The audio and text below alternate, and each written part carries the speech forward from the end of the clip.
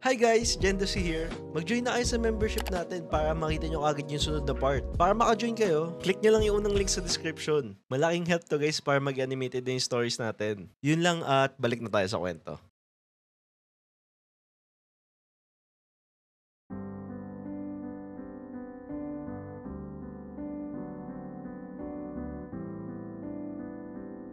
Oh.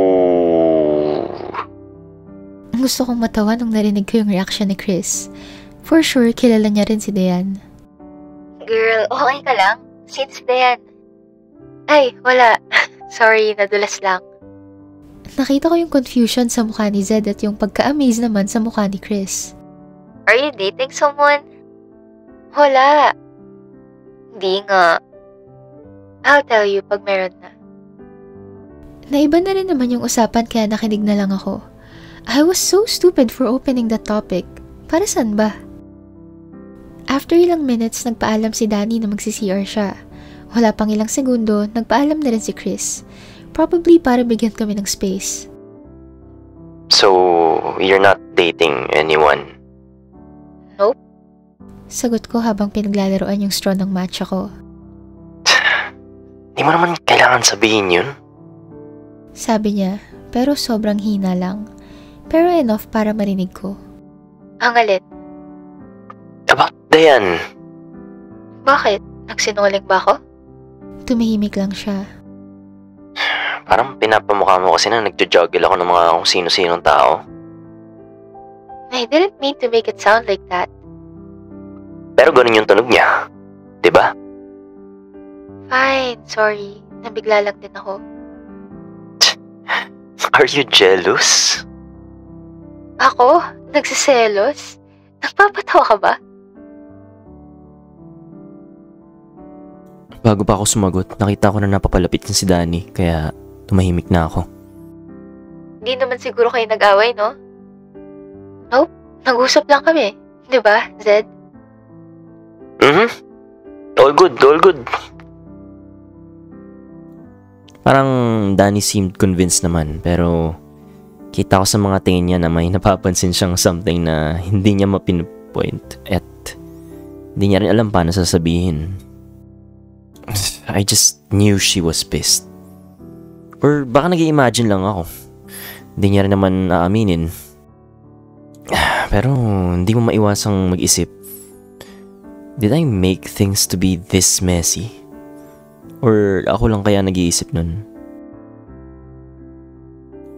Kasi alam mo from the start naman naiintindihan naman namin parehas na casual lang naman, 'di ba? Ang pag-usapan naman namin Kala ko ba nasa same page kami? Kala ko parehas namin naiintindihan na figure out na lang natin along the way. O kung ano man. No label, no pressure. Hindi ko alam if sumobra ba ako magbigay sa kanya o binigyan niya ng meaning yung mga late night calls namin na about life o kaya yung mga jokes ko. O baka may pinafeel ako na may something special pala nung time na yun, tas para sa akin normal lang pala. And ngayon, na-bring up yung name ni Dayan. A name na kahit ako hindi ko binring up. Oo, kinikita ko si Dayan, pero hindi naman yun serious. I make myself clear with everyone na hindi ako up for dating or relationship. Totoo lang, casually going out with people lang ako, nag-explore lang. I wish I didn't care this much. Kanina pa ako nakatingin sa phone ko on the way home. Siguro nag-expect na magme-message siya at baka mapag-usapan namin kung ano yung nangyari kanina. Hindi ko rin alam saan nanggaling yung attitude ko na yun Sobrang tanga lang. Paulit-ulit kong inisip kung paano siya na-tense nung minention ko yung pangalan ni Dayan. Yung pagtanong niya ng, "Are you jealous?" Na para bang nakikipagbiruan ako. Nakakainis kasi bakit ba ganito yung nararamdaman ko? Tinanong niya if gusto niya ba maging exclusive kami pero sabi ko hindi. Pero bakit ngayon ako yung kung ano-ano yung iniisip? Bakit ba feel ko lagi na lang ako nag-a-ask para sa bare minimum? Ang OA ko, wala ngang kami. Nag-type ako ng message tapos dinilit ko rin kagad. Tapos nag-type ulit. I know I overreacted kanina. Sorry. Sinend ko na bago ko pabawiin. Wala pang ilang minuto, pinagsisihan ko na rin agad. Tumambay pa kami ni Chris sa apartment. Nag-aya siya maglaro.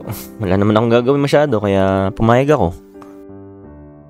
After ilang oras, wala nung umuwi kami galing coffee shop. Nagulat ako nung nag-message siya.